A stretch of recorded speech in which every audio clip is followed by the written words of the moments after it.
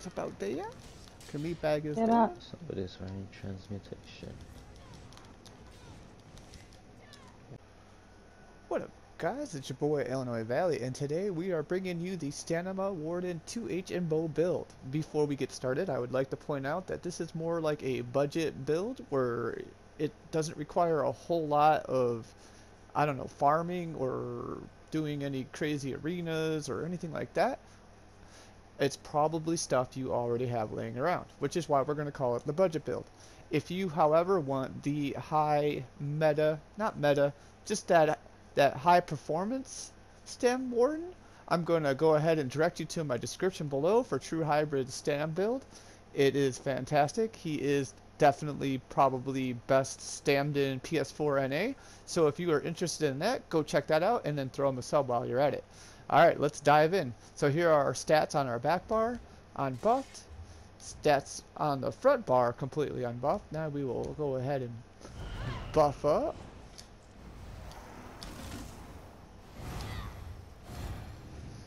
Stats on the back bar.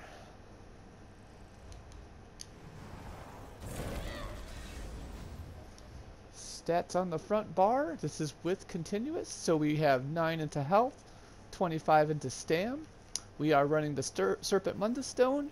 We are running Sugar Skulls, and we do have continuous going right now. Let's go ahead and do one more final buff with a pot this time. Back bar.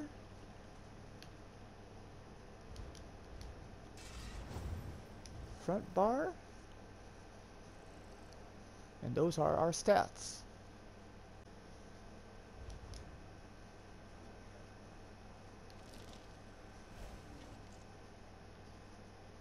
Awkward. Alright, in my build we are a wood elf. You can do just about any race on a warden. It's going to be good to go.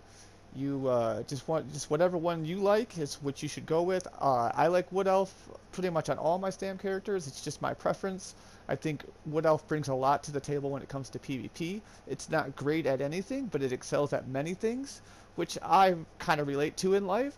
So I always choose wood elf because I like the movement speed and the extra pen, and I like the fact that I could pull people out of stealth, and I also have reduced fall damage, which is all pretty fantastic coming from one race. So if you're always wondering why does Illy always choose wood elf, there you go. I just explained it to you. For consumables, we are running tri-stat pots. We do have our detect pots and our immovable pots as well, and like I said before, we are running sugar skulls so for our food. Alright, we'll jump into our gear. We are running a 2H New Moon Acolyte Greatsword sharpened with the weapon glyph. And then on back bar I'm running a New Moon bow, which is actually nerned.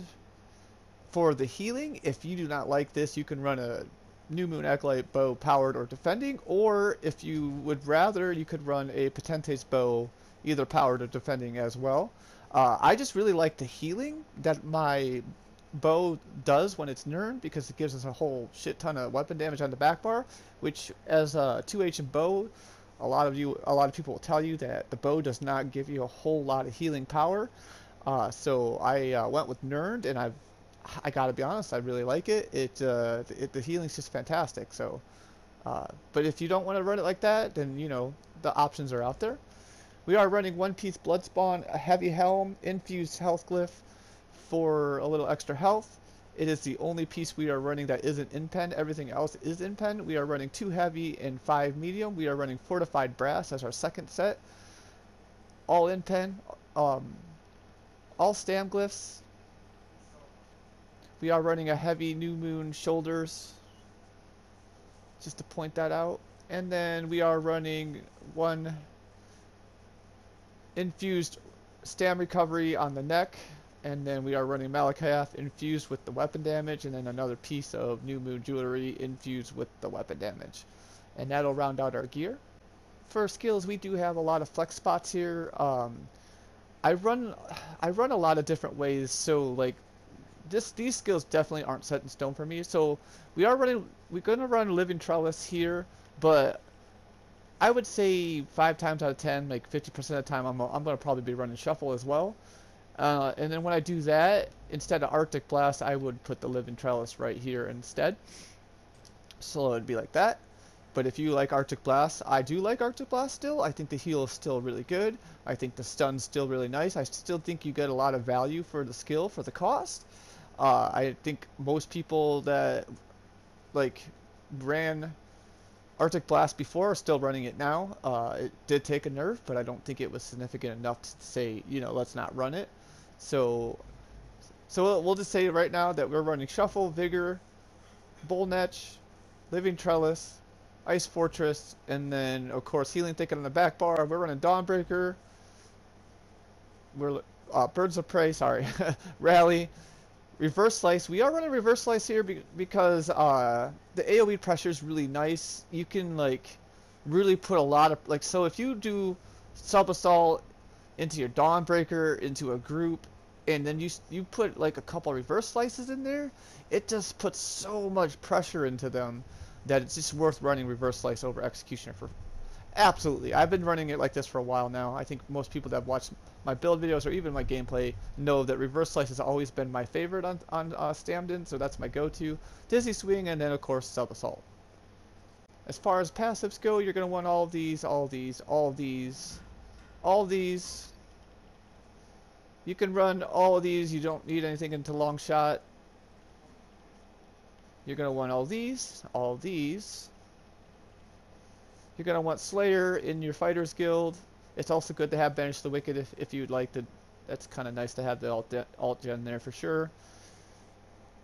These, of course these, and then my most favoritist of them all, you want 3 points into Medicinal Use.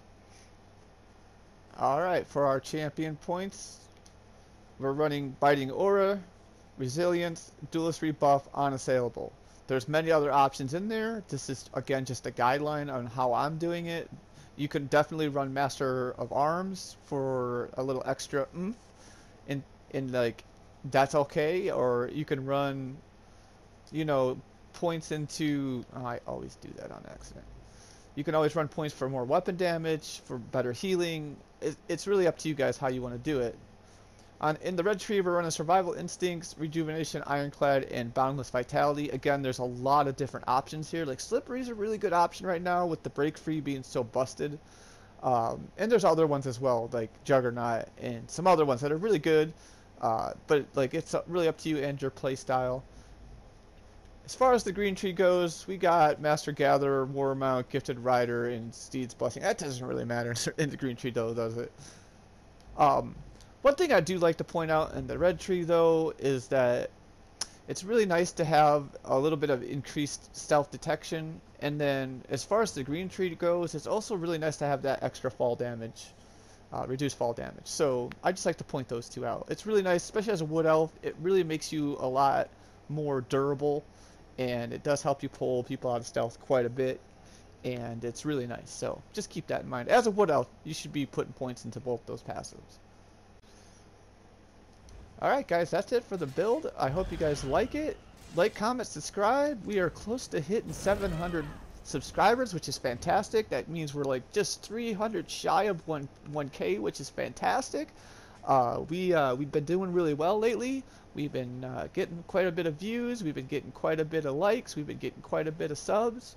I appreciate all of you guys. Thank you for checking out this video.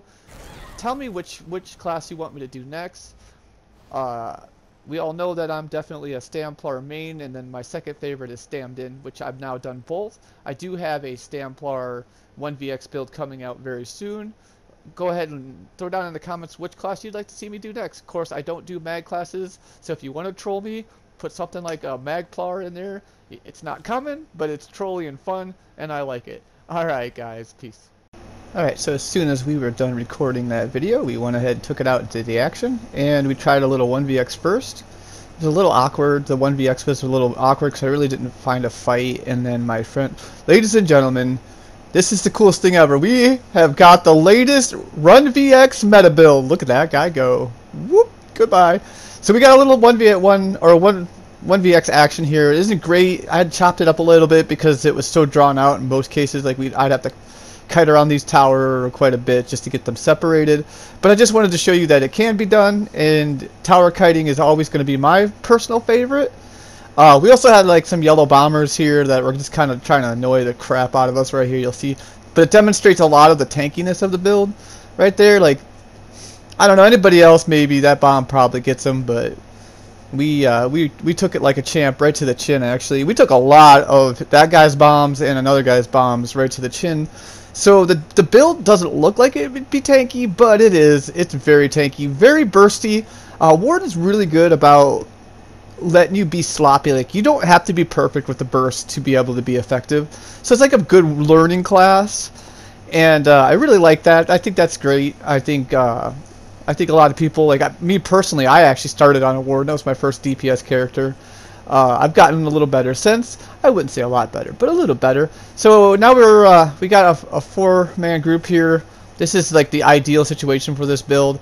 And then later we get a clip where like my reverse slice just comes in huge, which I really wanted to show that off. But like right here, we're just kind of showing off a little bit of the tankiness, how we can sit in there and kind of take a beating and still put in damage. Be it like when you put your sub assault down, you can go back onto your back bar, reapply your buffs, and you're good to go. Throw down a vigor, maybe an Arctic Blast, and then also wanted to show that even when you run low on sustain here, like as you can see, I'm kind of pushing my sustain there. One heavy attack, which we just did there, one heavy attack, and you're like good to go. Like the sustain is just unreal on this build. But as you can see, we are pretty tanky. We do put out pretty good amount of damage. Healing's pretty OP as usual for Warden. And I mean, we're pretty tanky. I mean, we're sitting in there, we're taking a lot of damage right there. Look at that pressure we're taking on our front bar, I might add. So as you can see, now, and granted, I do have some cross healing going on with my group there, but like, let me tell you, she's pretty tanky. Now look, I just took an alt dump right there. Sent me flying even. Like that alt dump sent me flying, and we just come out of that unscathed.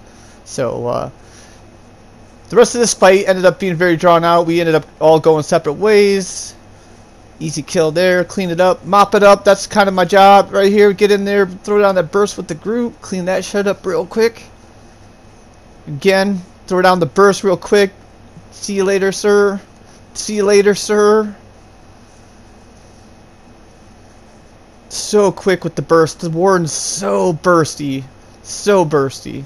Here we go. Quick alt dump. Look at this. Reverse slice just gets in there and puts down the work. What a good alt dump by my group there. Just like, yes, sir. Oh, you want to get this res, do yas? Oh, yeah. Oh, yeah. Nightblade's always coming up from behind you and just surprise attacking you to death or trying.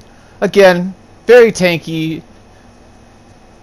So in this clip, these two do eventually get me, but it's a long kite. I wanted to throw this in here just to show the versatility. This kind of shows off the tankiness, the speed, the sustain, the healing. This clip wasn't great. Like, I don't win this 1v2, but I just wanted to show off what this build is capable of. And this is like, I really fought hard for this. I really wanted to get this one.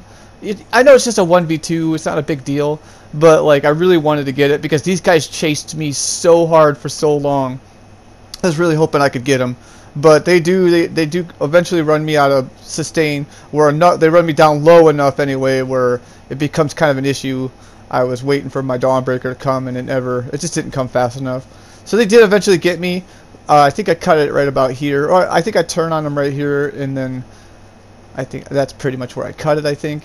But yeah, she's very versatile, like very, very good. This is a 1vx, 2vx, 3vx, 4vx definitely build. And then I also throw in the last clip of this, kind of shows how it can even do really well in a large scale group. Now I personally am not in a large scale group, but as these reds here started to get bigger and bigger and bigger as a group, eventually we did have some more blues show up, and I consider that a large scale confrontation. I mean, surely it's not all our group, but with all the random blues, it definitely is a pretty big group.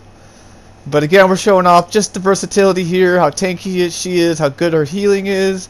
She's very like quick on her toes.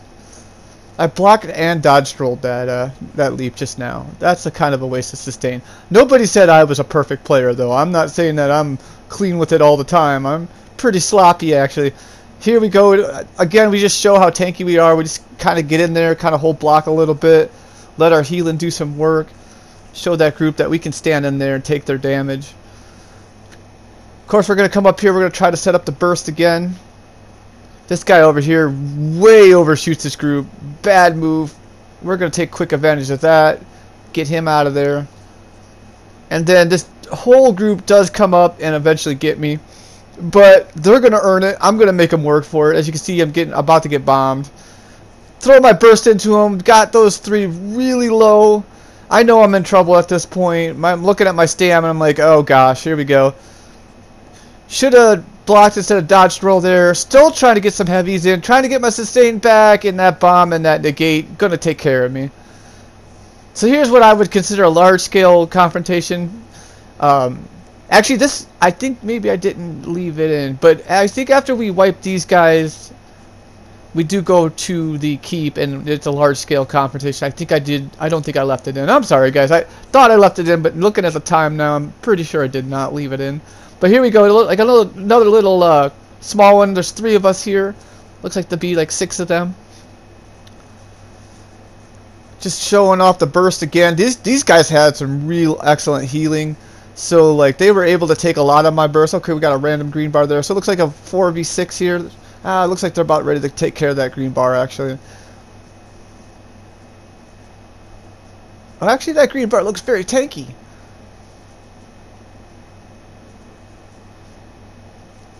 You can see Neil there trying to stun this guy because we know if we can stun him that he's going to have issues with a CC break.